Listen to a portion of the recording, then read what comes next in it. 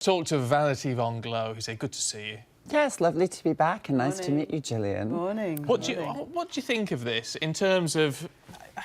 Is it understandable that there have been concerns raised about a 14-year-old wanting to drag up? It's the end of civilization. I think it's absolutely shocking. No, of course not. I mean, I think there's a lot of pearl clutching that goes on all over the culture at the moment.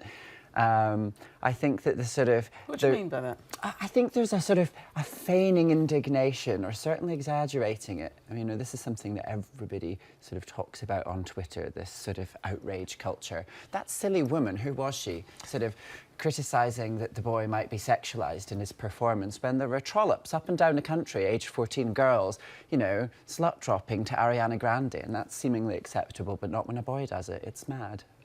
Yeah, it wasn't actually a sexualised performance, was it? But how... Well, it certainly well, that was certainly the point that was raised by the school, that perhaps it was age inappropriate. Yes. Would you not think that's a point? There was even the suggestion, bizarrely, that the school was making claims that it was illegal for the boy to perform in drag, which I think they've since refuted. But that's you know, the mother certainly seems to think there was some confusion there. It seems like a strange position for the school to adopt. Is it unusual for... I mean, I don't know that I've ever come across someone this young wanting, you know, to perform in drag and publicly. It was actually a sign of the times that people are more accepting. I think it's a sign of the times that, you know, there's enough room and there's enough sort of spirit of support that the boy felt he could do this publicly. Little boys have been dancing around in their mum's heels since time immemorial, I'm quite sure. You know, and credit to his mother for being supportive of a young gay son. It actually reminds me of my friend Jamie Campbell, who's the character on whom the musical Everybody's Talking About Jamie is based on. You know, it's that same story, really. There are some boys who are a little bit different, who behave differently.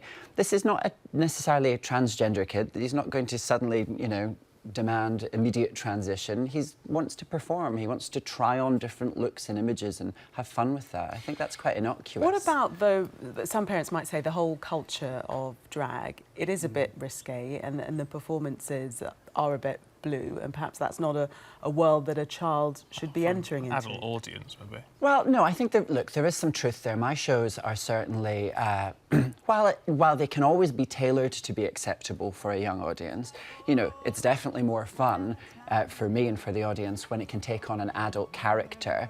That doesn't mean I'm giving lap dances to audience members, but just because drag has a history of being sort of sideshow and dark alleyways doesn't mean that it has to be. And actually, time is marching on. You know, the kids these days are really excited with the idea of trying on different identities. This is what social media is about. Every child can create a version of themselves on Facebook, and so they're extending that with drag, and it's kind of a fun way to do it, I think. Yeah, I mean, to be fair, I forget... I mean, I was... Oddly enough, I've been looking on YouTube just on those quiet evenings in and looking at old episodes of Blankety Blank, of all things. Yes. Paul O'Grady, of course, and now he just performs as himself, but there's Lily Savage. I mean, he was obviously running a, you know, a Saturday night BBC One game show in full drag. But we have a long history. This is Britain, you know, arguably in some ways the home of drag. Shakespeare's characters were all played by men.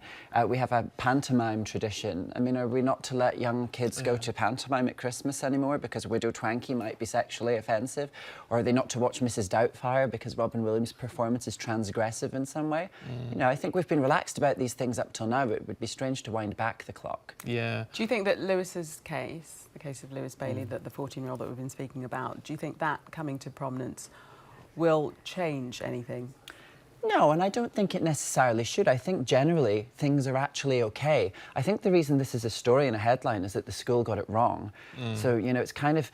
And it's a strange thing for me because I understand that they're concerned that perhaps some traditional or conservative or religious parents at the school might have an issue, or perhaps some of the kids might not be ready to see a boy in a dress.